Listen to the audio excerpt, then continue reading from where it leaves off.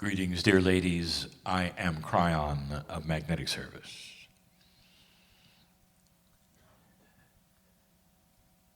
Welcome to the first sisterhood on this island nation. And in that, we wish to give you a remembrance, some history, some reflection, and information that perhaps this group has not had before.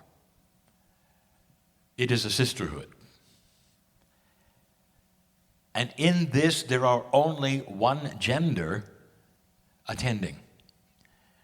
And yet, your Akash would say you have been both genders quite often. In fact, if you want to honor Lemuria, it's 50,000 years old. You've been many genders. Every single lifetime you had the choice. And in that, the lifetimes that you are one gender, then turn into another gender, and lifetimes of that gender, and so on and so forth. What are the odds that you would have been a woman in Lemurian times and now? Is it the roll of the dice that would bring you to your gender in this meeting and also have that which is a remembrance of that which was Lemuria? We said it earlier, the system is complete. Dear ones, this is the precession of the equinoxes. This was something that was foretold in astronomy. The timing was there. And your choice to come in the gender that you are was absolute. It is no accident. And yes, you were a woman in the times that you are reflecting on. There's often confusion. What is it that you're remembering? What is Lemuria? All of these things have been explained before. Not all of you are that old. And what I mean by is old souls that you are, not all of you were on the original Lemuria. And this is where it gets interesting. Because the feeling of the origin goes to wherever the Lemurians went. So let's start at the end of Lemuria, when it was sinking. We have talked before about this, the sinking island syndrome. Perhaps it was the original Atlantis syndrome, where through history many islands have sunk, and the Akash remembers only one. In this we will talk today, because when Lemuria was going under, those who were there had no idea whether it would disappear under the water or not. We speak of that which you call today as Hawaii.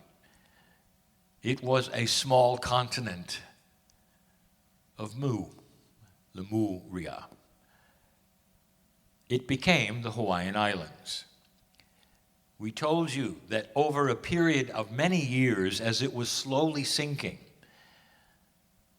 and the magma bubble underneath that giant mountain was discharging, it started to sink into the ocean.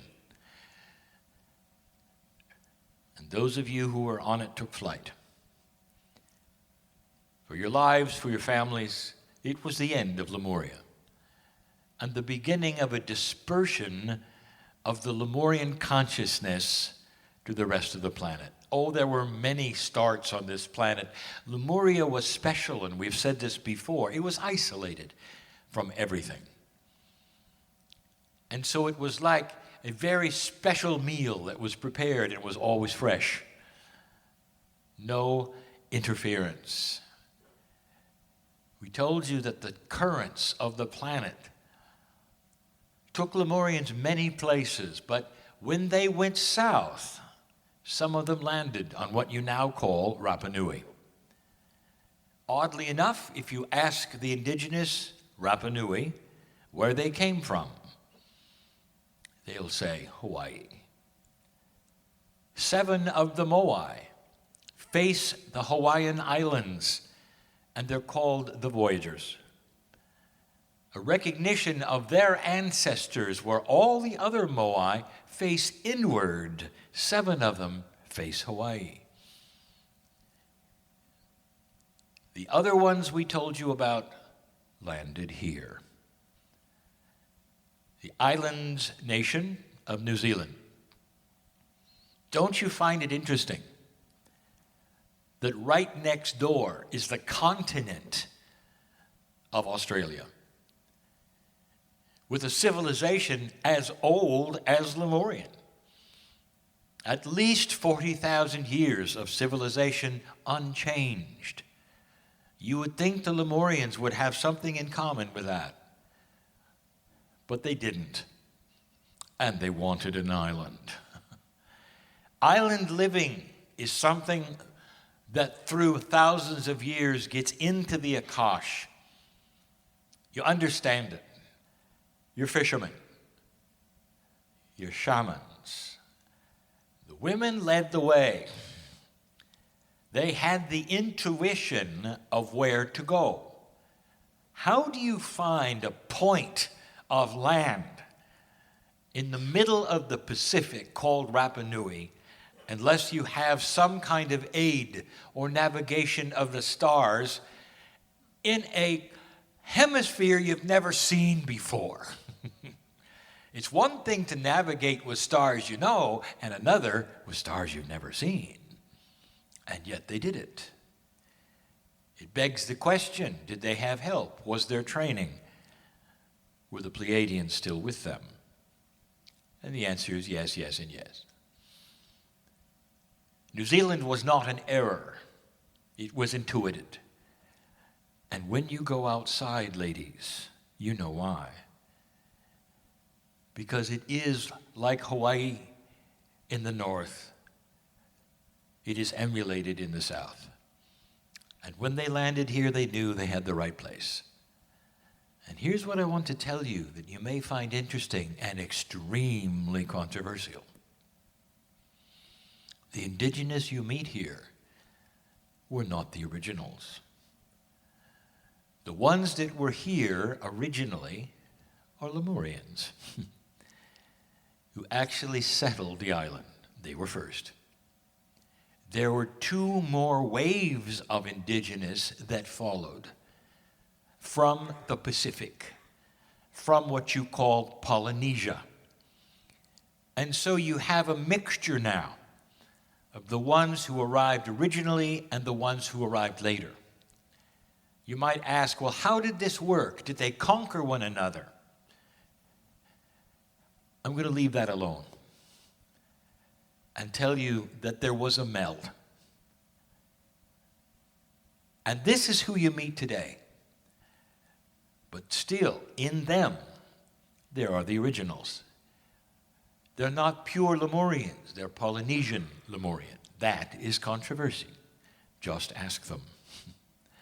But that is the way of it. But you are on the 2nd, the 3rd, perhaps the 4th Lemuria. The consciousness that you had on the original became what you did here. Some of you only know this Lemuria. You were never part of the original. But let me tell you what survived. Women were the shamans. You don't change a culture just because you get in canoes and land somewhere else. And so it continued here. And the women were the ones who guided the civilization for many years. And many of you find yourself in a position of Akash where you really never left this area or even this hemisphere. And you're back. When you go outside, do the hills sing to you? You've been here before. Can you feel the energy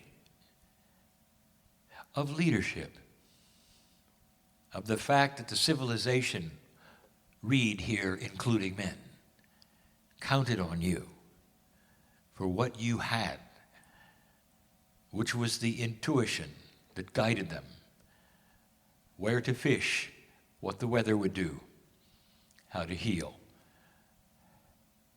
You did the same things you did on the original island, underwater birthing, singing, being together, and at the drop of a hat, as they say, coming together in order to change things that might be happening or support each other that might be happening. You'd be interested to know that very little of what you did was scheduled.